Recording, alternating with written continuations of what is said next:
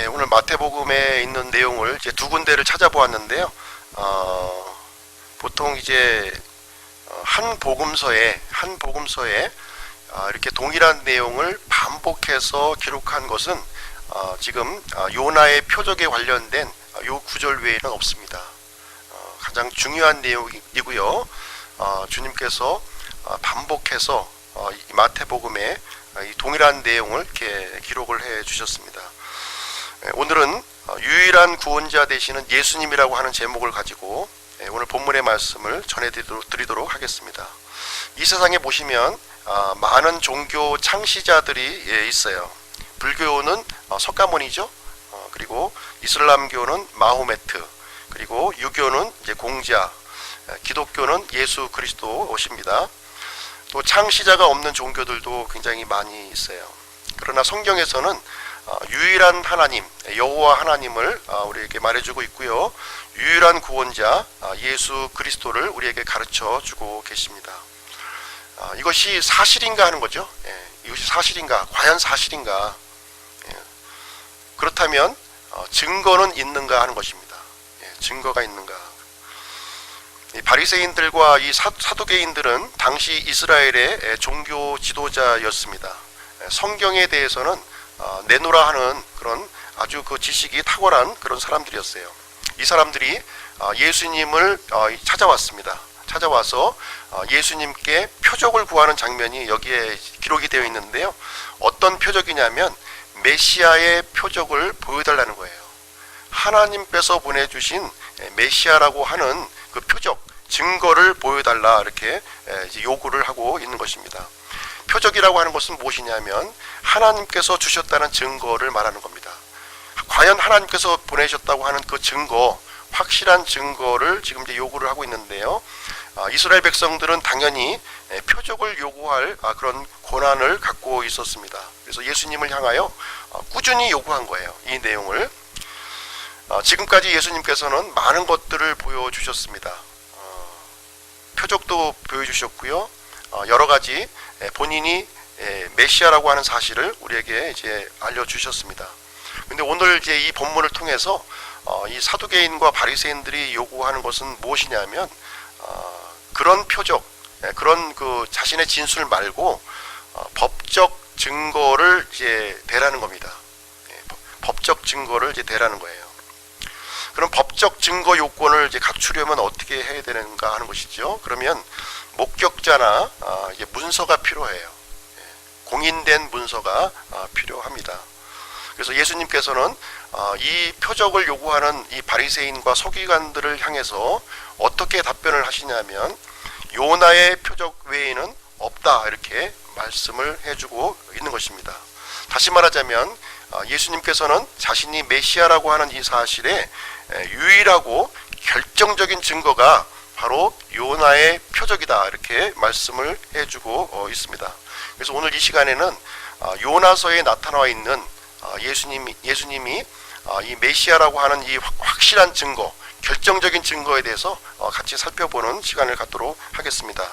먼저 이스라엘에 대해서 말씀을 드리면요. 이스라엘은 창세기 12장에서 아브라함에게 약속했던 그런 민족이에요. 그리고 출애굽기 시내산에서 하나님께서 직접 만드신 민족입니다. 이 땅에 수많은 민족이 있지만 하나님이 직접 세우신 민족은 이스라엘 한 민족뿐입니다. 지금 이스라엘은 약속의 땅, 하나님께서 약속하신 땅, 가나안 땅, 지금 팔레스타인이죠. 팔레스타인 땅에 지금 이제 세워져 있습니다.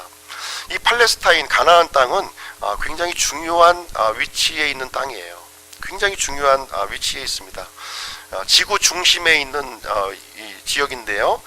이 이스라엘 땅은 세 개의 대륙의 길목에 놓여져 있는 그런 지점입니다. 아시아권과 유럽권과 아프리카권, 이 세 개의 대륙의 한 중심에 딱 놓여져 있는 나라가 어디냐면 가나안 땅이에요. 이 가나안 땅에 하나님께서 선택하신 민족 이스라엘이 거기에 위치하고 있다고 하는 사실입니다. 하나님께서 이 민족을 선택하셨고요. 하나님께서 선택하신 이 땅에 지금 선택하신 민족이 지금 이제 놓여져 있다고 하는 사실입니다. 사실 이 지역은 굉장히 위험한 지역이죠.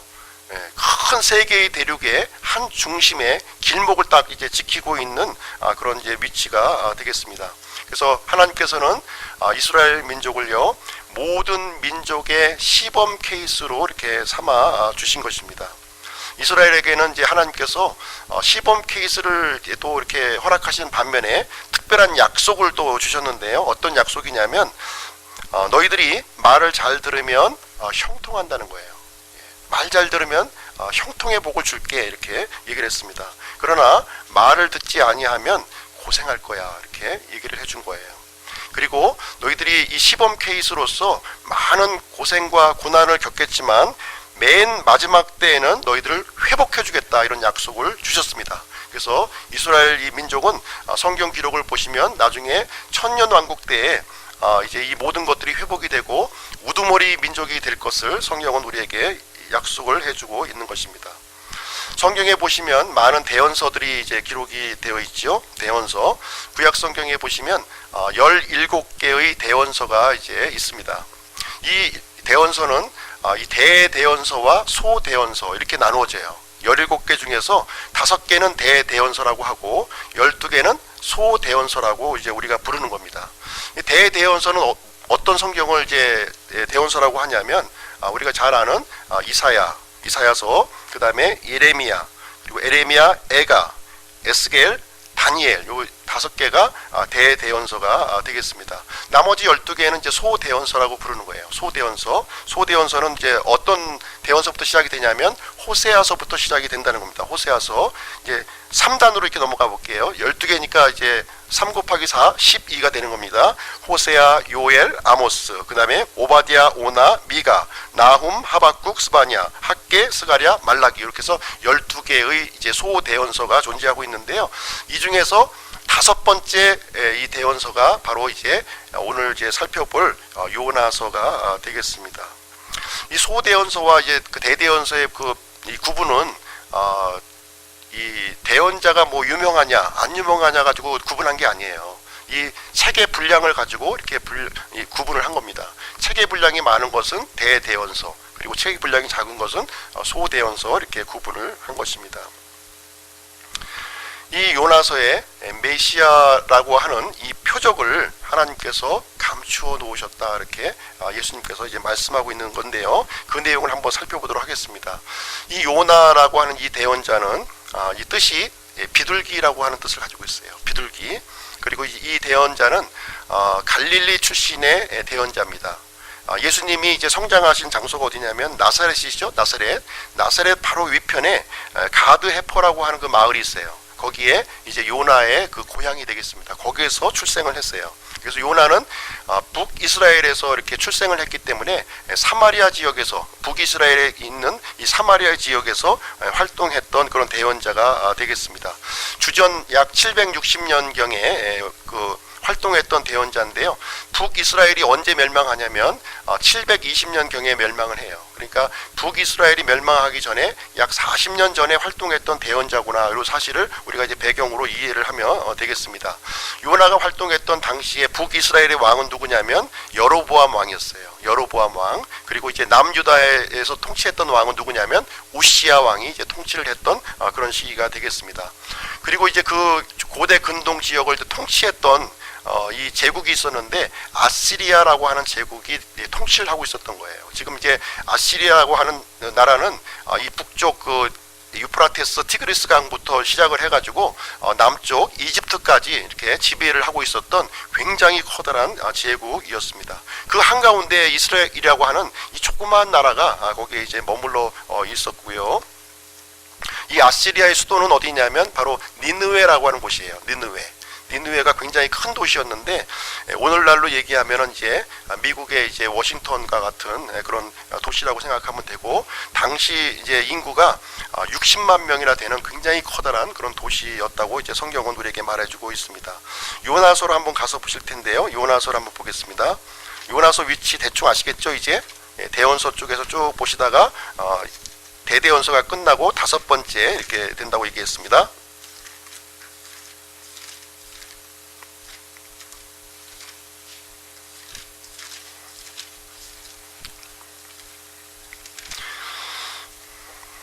찾으셨나요?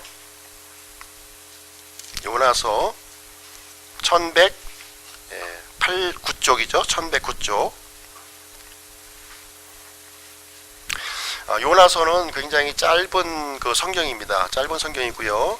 총 4장으로 이렇게 구성이 되어 있는데 아마 이제 우리 익히 잘 들었던 내용일 거예요. 요나가 어디에서 기도했죠? 예. 물고기 뱃속에서 이렇게 기도한 내용이 모닥불 펴놓고 고래 안에서 기도하는 그 아마 사파를 많이 보셨을 텐데요. 그 내용이 되겠습니다. 1장부터 4장까지 이렇게 구성이 되어 있는데 1장은 하나님의 명령과 요나의 도피에 대한 내용이 이제 기록이 되어 있습니다.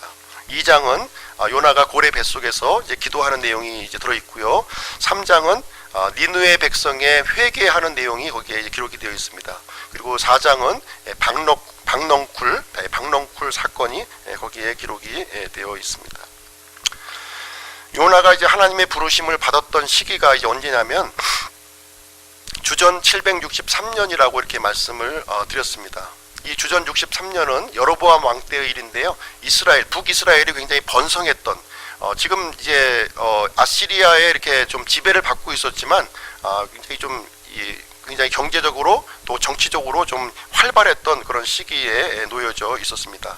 이러한 때에 이제 하나님께서 이 요나에게 명령을 내리는데 어떤 명령을 내리냐면 니느웨에 가서 회개를 선포하라, 이런 명령을 이제 받게 됩니다. 대언자는 하나님의 명령에 반드시 순종해야 되죠. 반드시 순종을 해야 됩니다. 그런데 요나의 경우에 있어서는 하나님의 명령을 거부하고 이제 도망가는 내용이 1장에 기록이 되어 있습니다. 어디로 내려가냐면 이제 남왕국 유다 왕국으로 이제 내려가요. 또 거기에서 또 어디로 이동하냐면 요빠라고 하는 항구 도시로 또 내려가게 됩니다.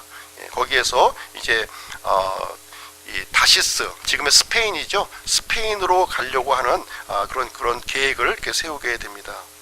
왜 요나가 하나님의 이 준엄한 명령을 받고도 도망하는 일을 했을까?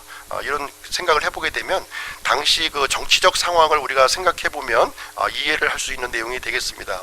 이 아시리아는 당시 이스라엘의 그 이 북쪽 지역을 이렇게 침범을 했어요. 이렇게 침범을 한 상태였습니다.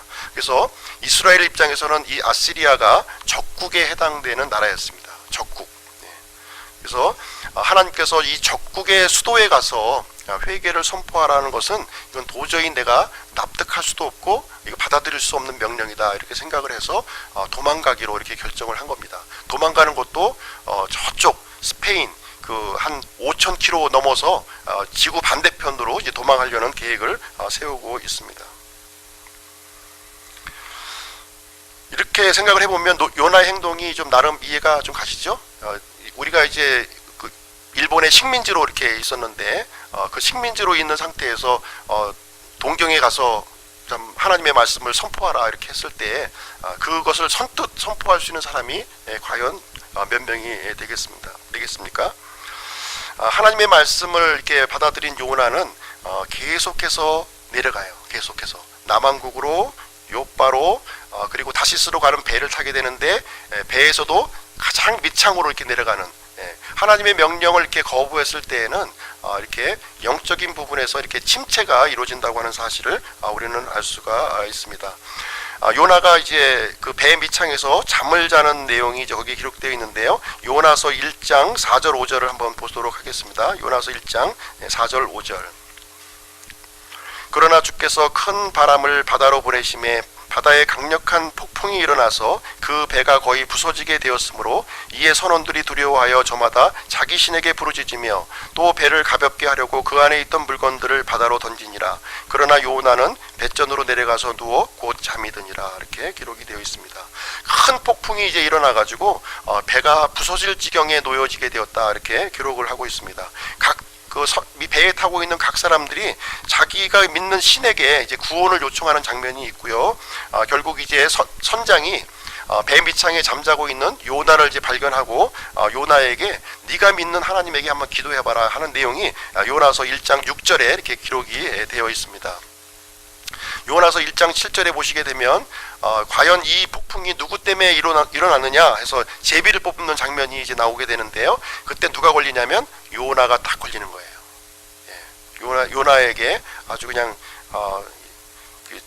지대로 걸린 거죠. 지대로 이제 걸리는 일이 생겨났습니다. 그래서 요나서 1장 8절에 보면 요나를 이제 신문하는 장면이 거기에 나오는데요. 너의 직업이 무엇이냐, 출신 성분이 무엇이냐 하는 것들을 이제 신문을 하게 됩니다. 그래서 요나서 1장 9절에 보시면 요나는 자신의 신분을 이제 정확하게 그 사람들에게 밝혀요. 어떻게 밝히냐면 나는 히브리 사람이요 바다와 육지를 만드신 하나님을 두려워하는 사람이다. 이렇게 자신의 신분을 밝히게 됩니다. 그러니까 요나서 1장 10절에 보시면 이 요나를 이제 책망하는 장면이 거기에 기록이 되어 있고요. 그래서 결국은 요나가 1장 12절을 통해서 해결책을 이제 제시를 하게 됩니다. 어떤 해결책을 제시하냐면 자기 자신을 산채로 바다로 내 던지라 이렇게 얘기를 합니다. 그렇게 하면은 이 폭풍우가 잠잠게 될 것이다 이렇게 얘기하는데요. 결국 이제 이 사람들은 요나를 이 폭풍우 속으로 요나를 이제 집어 던지는 내용이 요나서 1장 15절에 이렇게 나와 있어요. 그러다 보니까 이제 언제 그러냐 듯이 바다가 잔잔하게 되었다. 이렇게 요나서 1장은 우리에게 알려주고 있습니다. 이 요나가 처해진 이 상황은 예수님이 처한 상황과 너무 유사하다는 거예요. 요나가 처한 상황 그리고 예수님께서 처한 상황이 너무 유사하다는 겁니다. 이 바다는 세상을 상징하고 있고요. 이 배는 로마 제국을 상징하고 있는 거예요. 이 로마 제국인 이 선박에 예수님께서 승선을 하신 겁니다. 그 선장이 누구였냐면 이방인 선장이었다고 이제 말하고 있는데요. 예수님 당시에 이 로마 제국 특히 이제 팔레스타인 가나안 땅을 통치했던 통치자가 누구냐면 총독 빌라도였습니다. 그리고 이 요나는 히브리 사람이었어요. 역시 예수님께서도 이 땅에 오실 때 히브리 사람으로 이 땅에 오셨다고 하는 사실입니다. 요나가에게 제비가 이제 뽑혀졌는데요. 이 내용은 예수님께서 불법적으로 재판받으시는 내용을 우리가 생각을 해볼 수가 있고요. 요나가 바다에 던져졌어요. 마찬가지로 예수님께서도 십자가 처형으로 죽임을 당하셨고요. 그것으로 말미암아 이 폭풍이 이제 그치게 되었는데요. 세상의 구원의 길, 영원한 생명을 얻을 수 있는 구원의 길이 열려진 것을 우리는 이제 보게 됩니다. 그래서 요나가 처해진 상황, 그리고 예수님께서 또 처해진 그 상황이 너무나도 유사하게 지금 이제 일치가 되고 있는 그 그림을 발견해 볼 수가 있습니다. 그 요나서 1장을 통해서 예수님의 구원의 그림이 이렇게 어렴풋하게 지금 박혀 있는 모습을 우리는 살펴보게 됩니다. 그러나 이것을 가지고 예수님이 메시아다, 유일한 메시아다 이렇게 우리가 증거를 제시할 수는 없을 것입니다. 2장을 한번 가서 보시겠습니다. 2장 바다에 던져진 요나는 이제 어떻게 되었을까요? 요나서 1장 17절 말씀해 보니까요. 요나서 1장 17절 요나서 17절에 보니까 하나님께서 요나를 위해서 큰 물고기를 예비하셨다는 거예요. 그래서 요나는 밤낮 사흘 동안 물고기 뱃속에서 놓여있게 됩니다. 그래서 요나서 2장 1절에 보시면 물고기 뱃속에서 요나가 이제 기도하는 장면이 거기에 기록이 되어 있습니다. 요나서 2장 2절 거기에 보시면 요나가 있는 그 장소가 지옥이라고 또 설명을 해주고 있는데요. 지금 보시면 요나의 몸은 지금 이제 물고기 뱃속에 있는 것이고요. 요나의 혼은 지금 이제 지옥에 내려가서 하나님께 기도하는 장면이 거기에 기록이 되어 있습니다. 그리고 요나서 2장 10절 말씀해 보시면 물고기가 요나를 육지로 토해내는 장면이 거기에 기록이 되어 있습니다. 이 거대한 물고기 속에서 이제 살아남는 아주 놀라운 기적적인 현상이 거기에 일어나는 내용이 2장 내용을 이렇게 기록을 하고 있습니다. 요나의 이 기도 내용은 대단히 중요한 내용이에요. 그래서 요거는 이제 지금 말씀드리지 아니하고 조금 이제 나중에 제가 이제 말씀을 드리도록 하겠습니다. 3장을 좀 말씀드릴게요. 3장에 보시면 3장 1절에 보시면 하나님의 말씀이 두 번째 요나에게 임하는 내용이 거기에 기록이 되어 있습니다. 그래서 3장 2절에 너는 니느웨로 가서 하나님의 말씀을 선포하라 이렇게 또 이제 하나님께서 명령을 재차 내리시게 됩니다. 이때에는 요나가 하나님의 말씀에 순종해서 큰 성읍 그 니느웨로 이제 가는 장면이 3절에 기록이 되어 있고요. 4절 말씀에 보시게 되면 하나님의 말씀을 선포하는데 하루 동안 선포해요. 하루 동안 뭐라고 선포하냐면 40일이 지나면 무너지리라.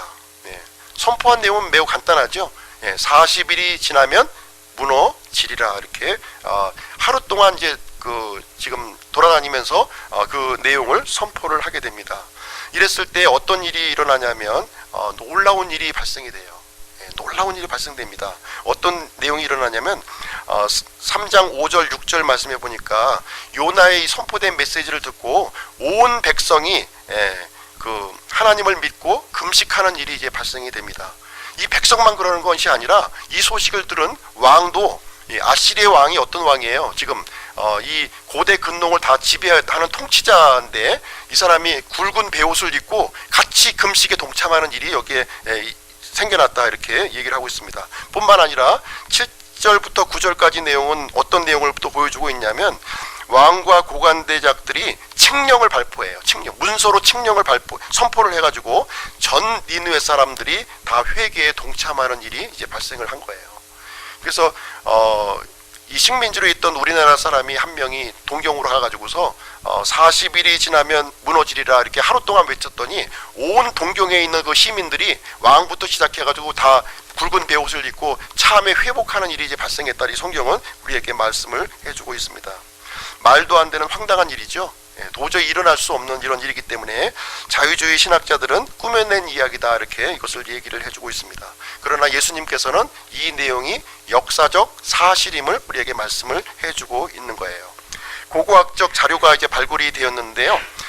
아시리아 에포님이라고 하는 이제 자료가 이제 발견이 되었는데, 이제 우리나라로 얘기하면 세종실록과 같은 거예요. 당시 아시리아의 모든 중요 사건들을 이렇게 쭉 기록한 연대기책이 되겠습니다.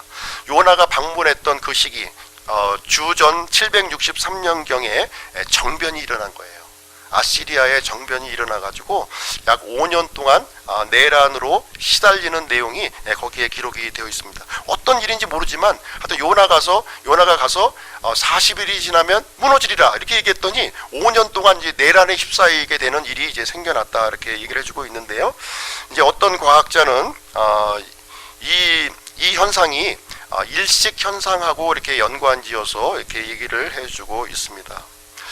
당시 이제 이 어떤 정변과 이 태양의 일식은 매우 연관관계가 굉장히 높아요. 오늘날에는 뭐 일식이 생기면 선글라스 끼고 다 이제 쳐다보고 하지만 과거에 이런 일식 현상이 일어나는 것은 국가의 큰 위기가 닥친 것으로 생각을 했고요. 온 국민이 공황 상태에 다 빠지게 됩니다. 이거 뭐 큰 일이 일어난 거 아니냐, 이런 생각을 가지고서 아주 완전 전 국가가 아주 그냥 패닉 상태에 이제 빠지게 되는 일이 생겨나게 되고요. 그 정적들이 그 기회를 놓치지 않고 정권을 다시 잡으려고 하는 일들이 그때 일어난다고 하는 사실입니다. 그래서 일식과 요나의 선포와 어떤 그 정변, 이것들은 어느 정도 연관관계가 있다. 우리가 구체적으로 그 시대에 가보지는 않았지만 하여튼 그 연관성을 우리는 생각을 해볼 수가 있습니다. 그래서 물고기 뱃속에서 튀어나온 이스라엘의 대원자가 나타났고요. 그리고 그 대원자가 하는 말이 뭐냐면 40일이 지나면 무너지리라 이렇게 얘기하면서 또 이 일식이 또 생겨지게 되는 이런 일이 이제 생겼다면은 아마 그 이후에 발생되는 여러 가지 혼란스러운 상황을 우리는 이제 예측을 해볼 수 있다, 이렇게 생각이 되어집니다. 분명한 것은 무엇이냐면 고고학적인 발굴을 통해서 요나가 방문했던 그 시점에 이 아시리아라고 하는 큰 제국이 5년간 이런 굉장히 혼란 상태, 내부적인 혼란 상태를 겪었다는 거예요. 멸망하지는 않았는데 이제 큰 혼란을 이제 겪게 되었습니다. 성경 기록이 이제 이 사실을 좀 뒷받침해주는 구절이 있는데요. 이 시기에 북이스라엘이 잃어버렸던 영토를 다시 되찾는 거예요. 이 큰 제국하고 싸워가지고 이 잃어버린 영토를 되찾는 내용이 성경에 기록이 되어 있다는 겁니다. 열왕기하 14장을 한번 가서 보겠습니다. 열왕기하 14장을 한번 가서 보겠습니다. 표시해 두시고요. 열왕기하 14장 25절.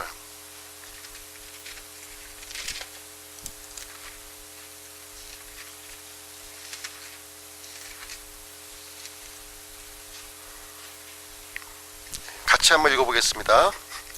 열왕기하 14장 499쪽입니다. 499쪽. 같이 읽으실게요. 시작. 주 이스라엘의 하나님께서 자신의 종 가드헤벨 사람 아미떼의 아들 대언자 요나의 손으로 하신 말씀대로 그가 하맛의 입구에서부터 평야의 바다까지 이스라엘의 지경을 회복하였더라. 예, 참 놀라운 일이 일어난 거죠. 예, 이 아시리아의 큰 제국을 상대로 해서 영토를 다시 회복하는 일이 일어났는데, 이 요나의 어떤 이 선포와 서로 연관성을 우리는 생각을 해 볼 수가 있습니다. 요나는 이제 돌아와서 아마 이제 보고를 했을 거예요. 여로보암 왕한테 지금 이제 이 내란에 휩쓰였으니까 이때가 기회니까 영토를 회복합시다 해서 회복이 진행된 것으로 이렇게 생각이 되어집니다. 당시 여로보암 때 왕의 상황을 보시게 되면 경제적으로 정치적으로 굉장히 아주 아주 활발한 그런 때였음을 우리는 이제 알 수가 있어요. 이 대국 아시리아를 상대로 해서 또 이렇게 또 승리도 하고 이런 상황에 놓여져 있었지만, 이 여로보암 왕은 매우 악한 왕이었어요. 악한 왕이었고, 그러나 이스라엘은 경제적으로 이렇게 좀 풍요했을지 모르겠지만 영적으로는 대단히 타락한 그러한 시점을 보여주고 있습니다. 다시 요나서로 돌아가셔서요, 요나서 3장을 한번 보시겠습니다. 요나서 3장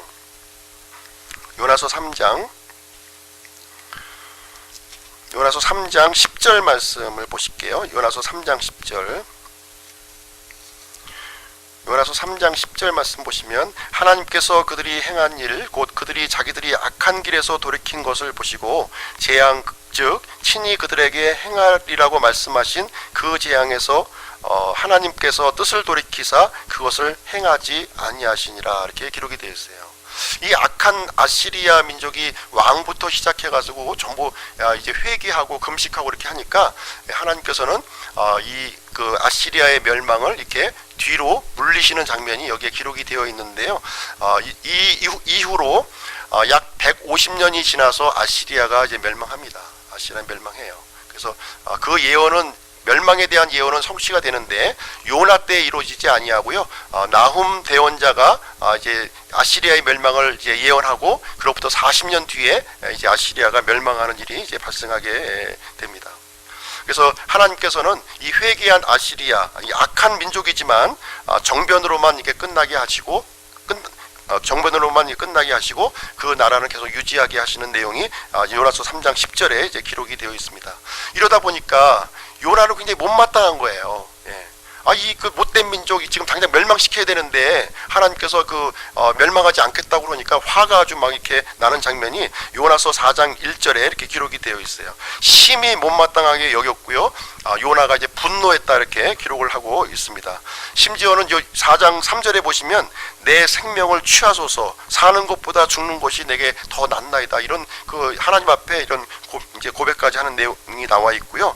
4장 5절에 보면 초막을 또 지어요. 초막. 높은 곳에 올라가서 초막을 지어가지고 이제 이 아시리아 니느웨가 이제 어떻게 지금 되는가 하는 것을 살펴보기로 이제 합니다. 초막을 왜 지었을까요? 하나님의 말씀이 이제 어떻게 진행되는가 한번 지켜보기를 하자 하는 마음으로 아마 해봤을 겁니다. 자기는 이제 40일이 지나면 무너지리라 이렇게 외치고 다녔는데 아마 40일 동안 아마 지켜보았을 거예요, 니느웨 땅을. 그러나 대정변은 일어났지만 이제 아시리아는 멸망하지 않았습니다. 그래서 이 40일이라고 하는 예언을 통해서 예수님을 우리가 또 생각을 해볼 수가 있는 거예요. 40일이라는 예언. 그래서 예수님께서 십자가에서 죽으시고 부활하셨습니다. 그래서 바로 승천한 것이 아니라 40일을 지상에서 머물다가 승천을 하셨다는 거예요. 그래서 40일 예언을 예수님의 예언과 우리를 또 일치시켜서 볼 수가 있고요. 또 한 가지는 뭐냐면 40년 예언이에요. 40년 예언. 정작 아시리아 이방인들이죠. 이방인들은 하나님의 말씀을 듣고 회개했어요. 그러나 하나님께서 선택하신 민족 이스라엘은 하나님의 말씀이 선포가 되었지만 회개하지 않았다는 거예요. 그래서 이스라엘은 40년 뒤에 북이스라엘은 멸망하게 됩니다. 722년에 주전 722년에 북이스라엘은 아시리아에 의해서 완전히 멸망하는 일이 이제 발생하게 되는데요. 이 내용도 예수님 때에 똑같이 일어난다는 거예요. 예수님 때도 똑같이 일어나요. 십자가의 복음을 통해서 이방인에게 복음이 이제 전해졌어요. 이방인들이 회개하고 복음을 받아들였습니다. 그러나 정작 유대인들은 예수님을 거부하고 예수님을 처형한 거예요. 그래서 예수님께서는 이 예루살렘이 돌 위에 돌 하나 남지 않고 다 멸망할 것을 이렇게 예언을 해 주셨습니다. 그래서 정확히 40년 후에 로마의 티투스 장군에 의해서 예루살렘이 이제 돌 위에 돌 하나 남지 않고 멸망하는 일이 이제 발생이 되었다, 이렇게 기록을 하고 있습니다. 이 정황상의 증거를 이제 요나서를 통해서 알아보았고요. 요나서 2장은 예수님께서 메시아라고 하시는 결정적인 증거가 요나서 2장에 여기 기록이 되어 있습니다. 요나서 2장을 한번 가서 보시겠습니다. 요나서 2장은 요나가 이제 물고기의 뱃속에서 고난을 받는 장면이 여기에 기록이 되어 있습니다. 요나서 2장 2절에 보시게 되면요, 요나서 2장 2절, 이르되 내가 내 고난으로 인하여 죽게 부르짖었더니 그분께서 내 말을 들으셨고 내가 지옥의 뱃속에서 부르짖었더니 주께서 내 목소리를 들으셨나이다. 그래서 이 요나서 2장 2절은 예수님의 겟세마네 동산에서 하나님 앞에 기도드리는 그 장면을 우리가 연상하게 됩니다. 3절 말씀을 한번 보시겠습니다. 3절, 주께서 나를 깊음 속으로 바다들 한가운데로 던지셨으므로 넘치는 큰 물이 나를 에워쌌고 주의 모든 큰 물결과 파도가 내 위를 넘쳤나이다, 기록하고 있습니다. 그래서 예수님께서 체포당하시는 장면, 이 물들로 이렇게 에워싸여져서 체포당하시는 장면을 우리는 생각을 해볼 수가 있습니다.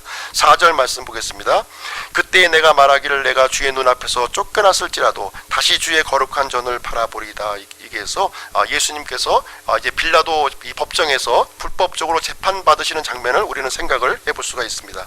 5절 볼게요. 5절, 물들이 나를 에워싸되 혼까지 에워쌌으며 기품이 나를 둘러맞고 해초가 내 머리를 감쌌나이다. 그래서 예수님께서 홍포와 가시면류관을 받으시고 이 사람들로부터 조롱받으시는 장면이 이제 우리가 생각을 해보게 됩니다. 6절 말씀 볼게요.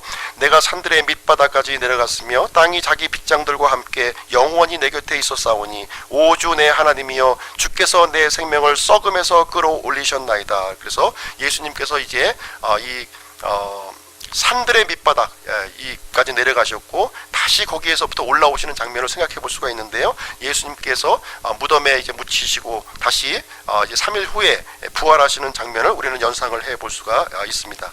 7절 말씀 보겠습니다. 7절, 내 혼이 내 속에 기진할 때에 내가 주를 기억하였더니 내 기도가 주께 이르렀으며 주의 거룩한 전에 이르렀나이다. 그래서 예수님의 이 기도가 하나님 앞에 응답된 내용이 7절 말씀을 통해서 생각을 해볼 수가 있습니다. 그리고 8절 말씀 볼게요.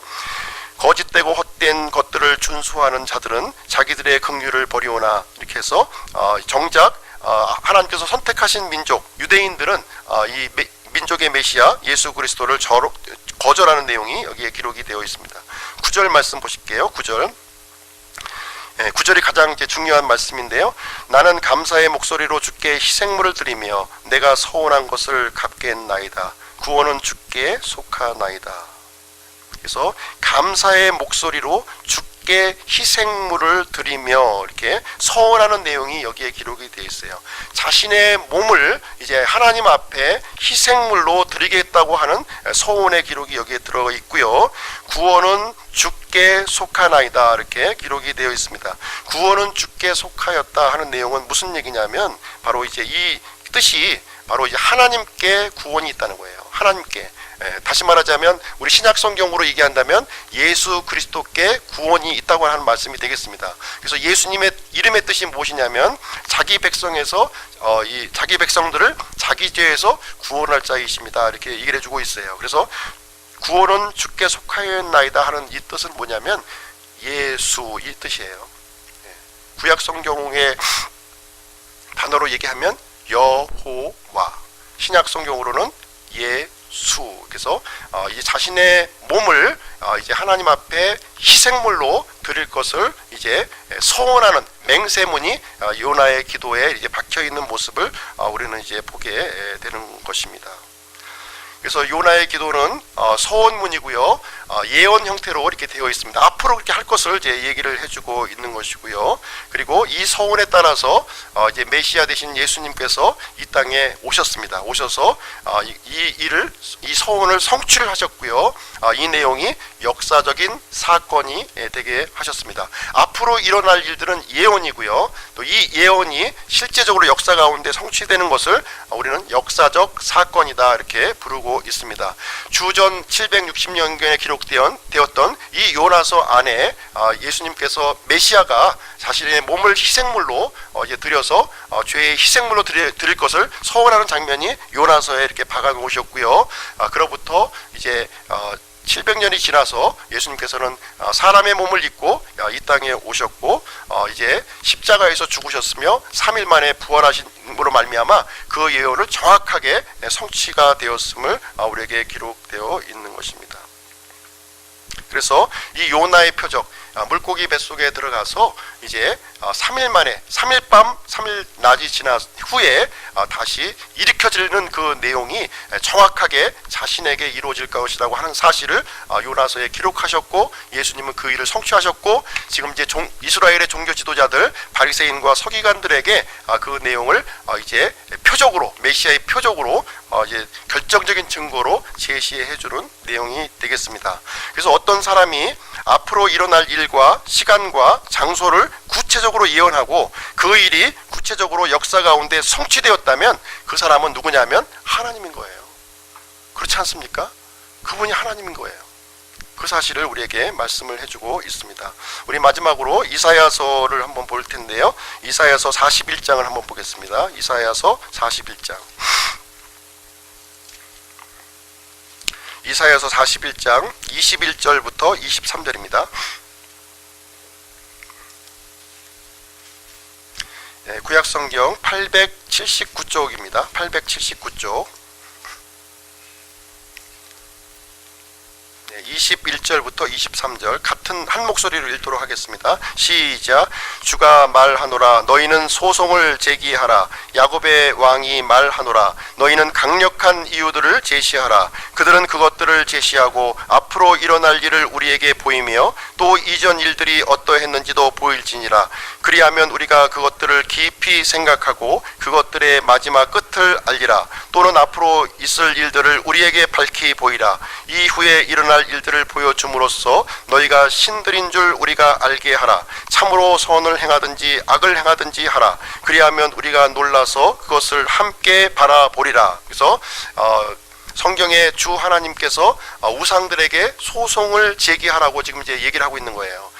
야곱의 왕이라고 지금 얘기하고 있습니다. 이 야곱은 바로 이스라엘을 얘기하고 있는 거예요. 이스라엘의 하나님, 이스라엘의 통치자가 지금 이제 이 우상들과 소송하는 장면이 여기에 기록되어 있는데요. 너희들은 강력한 이유, 강력한 증거를 제시하라고 지금 얘기해주고 있는 거예요. 그 강력한 증거, 그건 무엇이냐면 앞으로 일어날 일들, 앞으로 일어날 일들을 말하라는 겁니다. 앞으로 일어날 일을 미리 말해라는 거예요. 그리고 이전 일들이 어떠한 것인지 또 밝히라는 거예요. 그래서 앞으로 일어날 일은 뭐냐면 예언이에요. 예언이고요. 이 예언이 성취되는 사건이 뭐냐면 역사적인 사건을 얘기하고 있는 것입니다. 그래서 하나님께서는 미리 앞으로 일어날 일들을 미리 말씀하셨고요. 그 말씀하신 그 예언한 내용들이 역사가 되게 하심으로 말미암아 하나님께서는 인류를 주관하시는, 역사를 주관하시는 참 하나님, 참 구원자라고 하는 사실을 우리에게 이제 알려주는 그런 내용이 되겠습니다. 그래서 역사의 성취를 되는 이 일을 보고서 너희들이 유일한 하나님, 참 하나님인 것을 알라고 하는 사실입니다. 그리고 요나서에 기록된 이 말씀대로 예수님께서 이 땅에 오셔서 그 십자가 사건, 대속의 사건을 성취하심으로 말미암아 인류의 참된 구원자, 유일한 구원자이심을 우리가 결정적인 증거로 우리에게 알려주신다 하는 내용을 우리에게 말씀을 해주신 내용이 되겠습니다. 그래서 하나님께서는 성경 기록을 그대로 성취하심으로 이제 유일한 메시아 예수 그리스도를 우리에게 증거를 주신 것입니다. 그래서 예수님과 같은 분은 인류 역사상 단 한 분도 없고요. 오직 예수님을 통해서만이 우리 하나님 앞에서 죄 문제를 해결하고 영원한 생명을 얻을 수 있음을 우리에게 말씀을 해주고 있습니다. 그래서 우리가 믿는 하나님은 역사를 섭리하시고 계획대로 인류를 구원하시는 분이십니다. 그래서 이 예수님을 우리가 굳게 믿고 승리하는 삶이 되시기를 간절히 원합니다. 잠시 기도하도록 하겠습니다.